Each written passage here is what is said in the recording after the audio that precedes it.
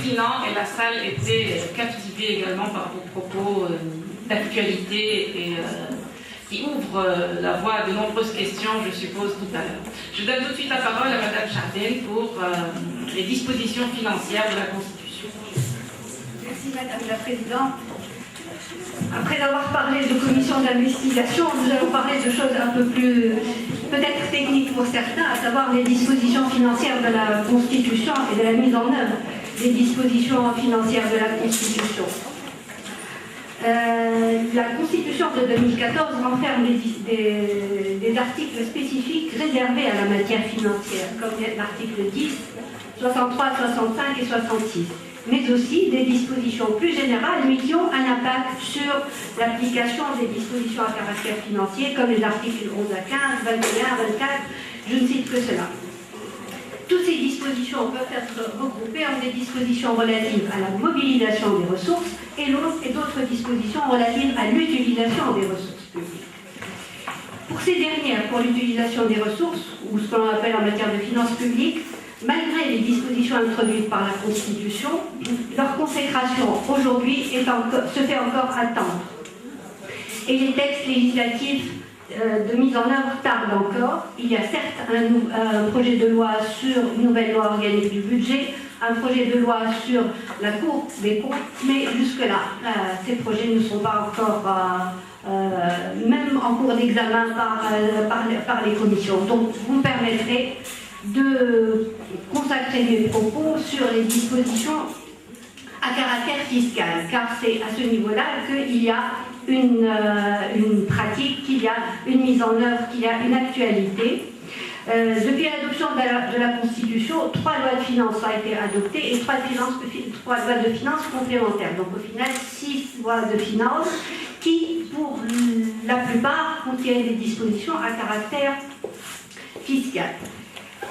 Ce qui peut un peu étonner, c'est que malgré une consécration des principes au niveau constitutionnel, la mise en œuvre est assez chaotique. Et mon propos est de m'interroger sur les raisons. Il me semble que le texte constitutionnel n'est pas toujours clair, voire qu'il y a même des dispositions contradictoires, et en plus, et ça c'est au niveau de la mise en œuvre, il y a l'absence d'une volonté réelle de réforme fiscale.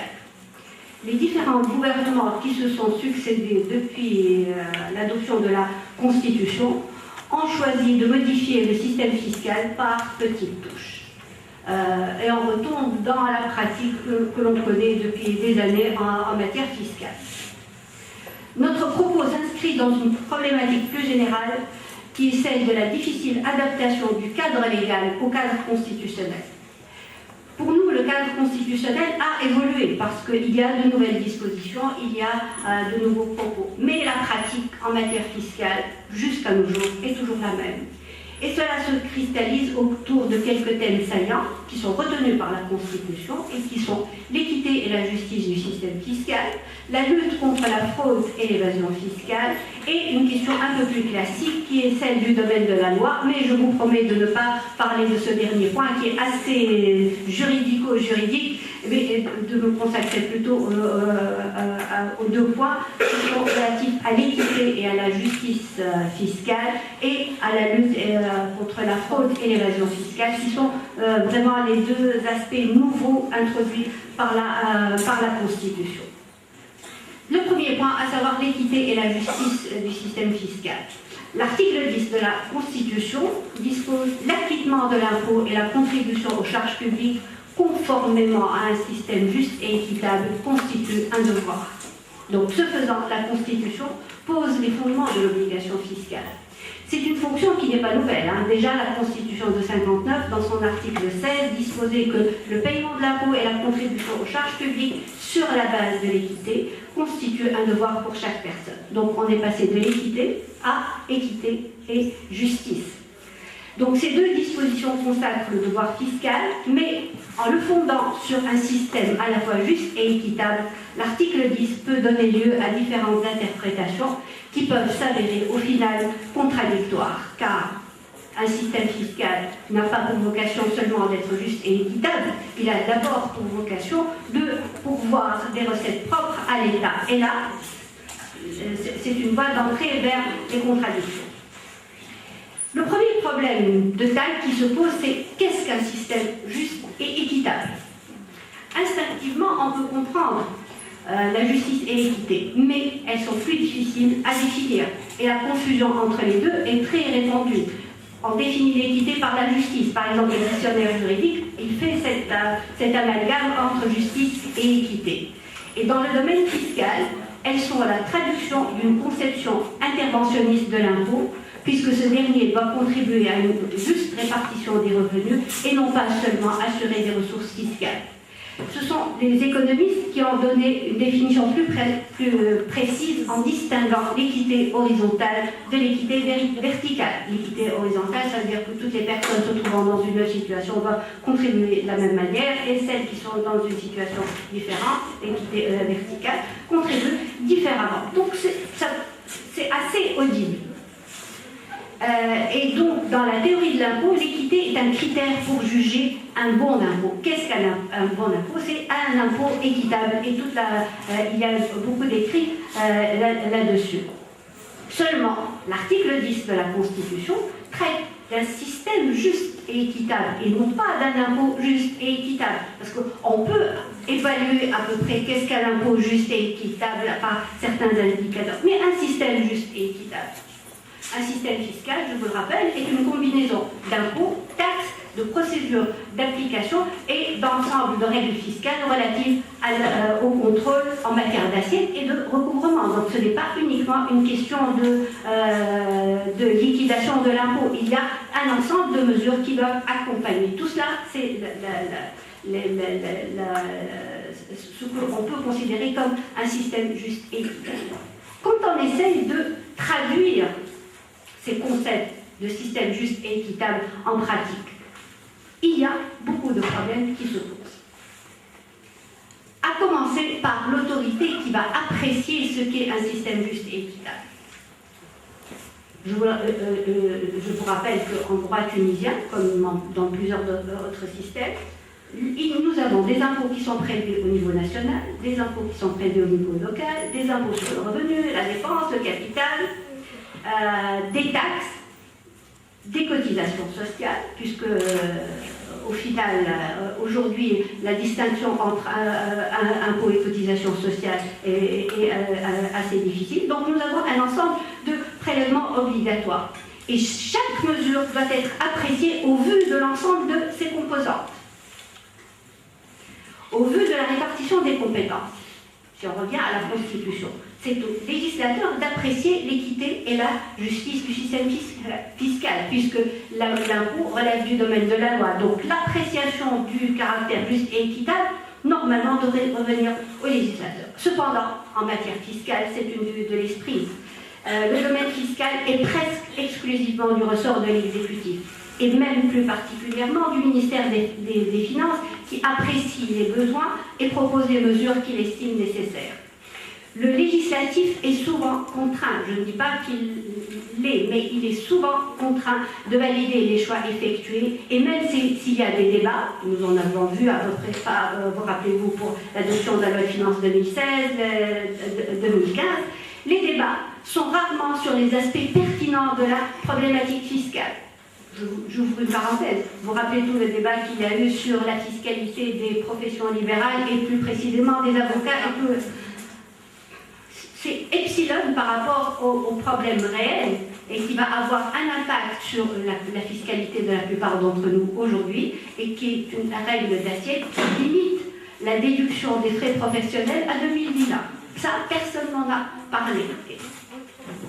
Oui, c'est la loi de finances 2016. Les frais professionnels sont limités à 2000 dinars au maximum.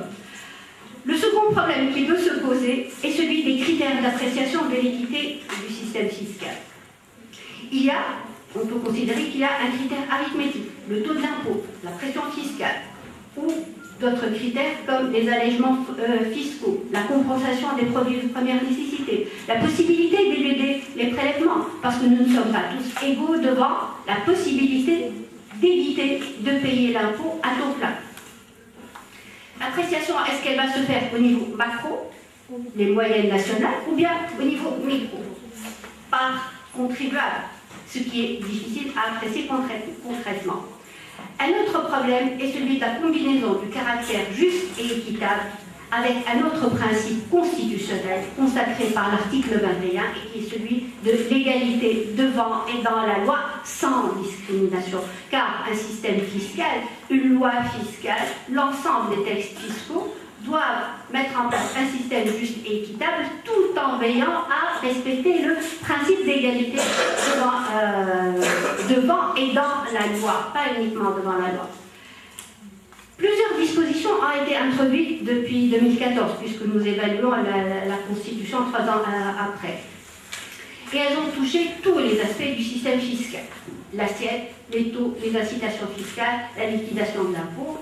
Je vous rappelle par exemple qu'en matière d'assiette de l'impôt, il y a eu un élargissement de l'assiette de l'impôt en intégrant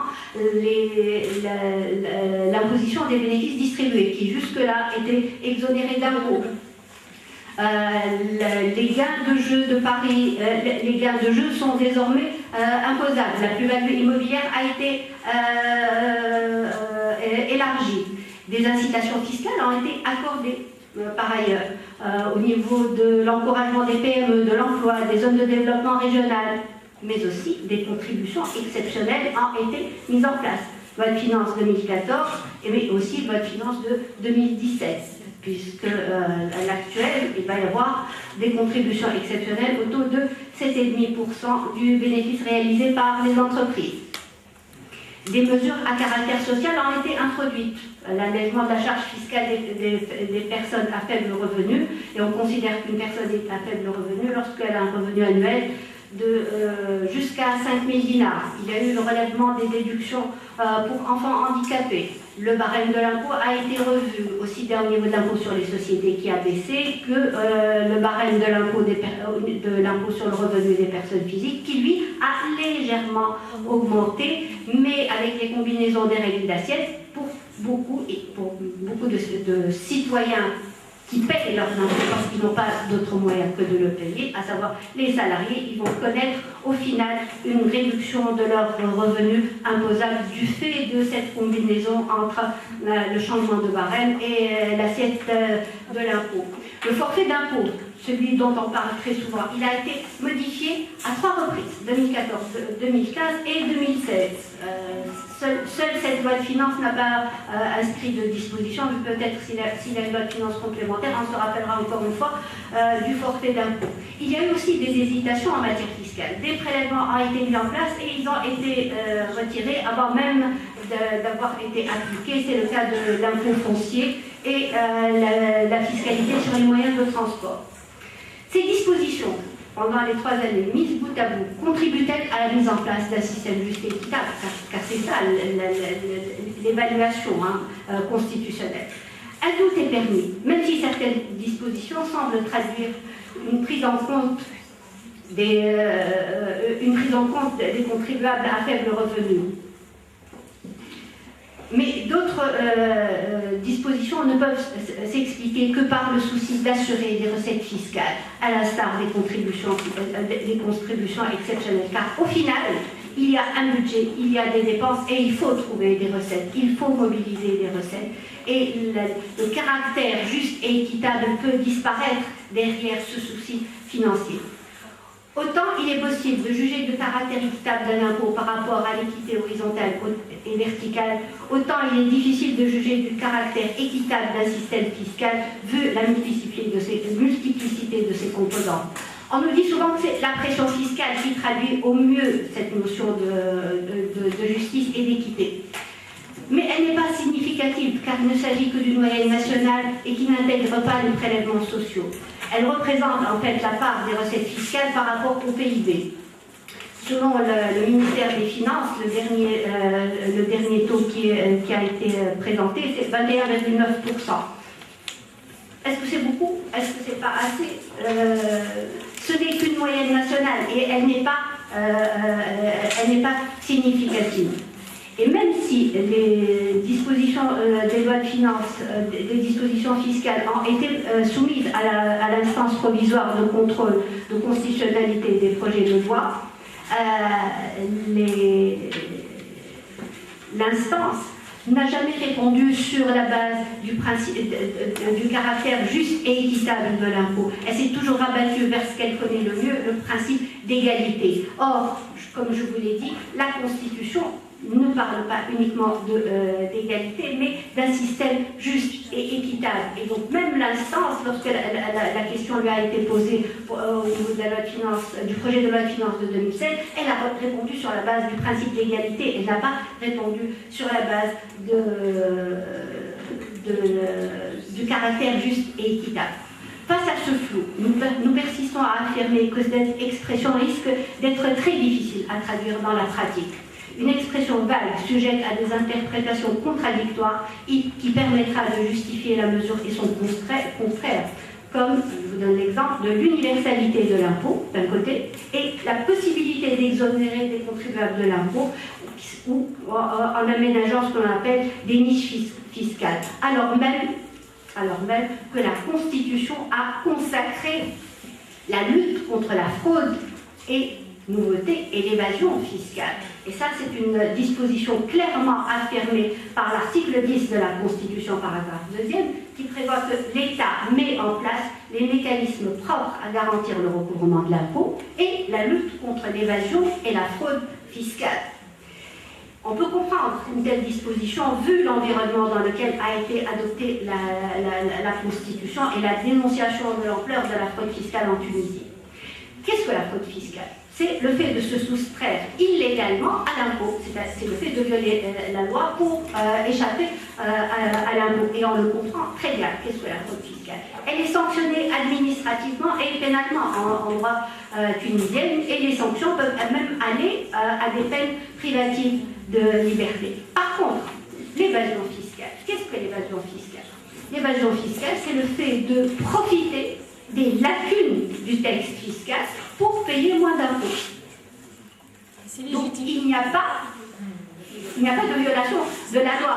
Or, donc c'est le système lui-même qui aménage la possibilité d'échapper à l'impôt. Et la Constitution vient de nous dire que l'État doit prendre les mesures nécessaires pour lutter contre la fraude et l'évasion fiscale. Mais l'évasion fiscale, elle est organisée par l'État lui-même, par le système fiscal lui-même, soit à travers des zones hors impôts, soit à travers ce que l'on appelle aujourd'hui, alors de manière très politiquement correcte, les niches fiscales. Mais qu'est-ce qu'une niche fiscale sinon la possibilité d'échapper à l'impôt? Ou alors, il y a l'autre aspect de l'évasion fiscale, et qui est peut-être un peu plus sophistiqué, c'est le fait de profiter des différences de régime juridique, c'est-à-dire d'un État à un autre, pour localiser son activité dans un pays où la fiscalité est plus clémente, voire même inexistante, ce que l'on appelle les paradis fiscaux. Alors aujourd'hui, l'expression paradis fiscal est très mal acceptée. On parle plutôt d'États et de territoires non coopératifs,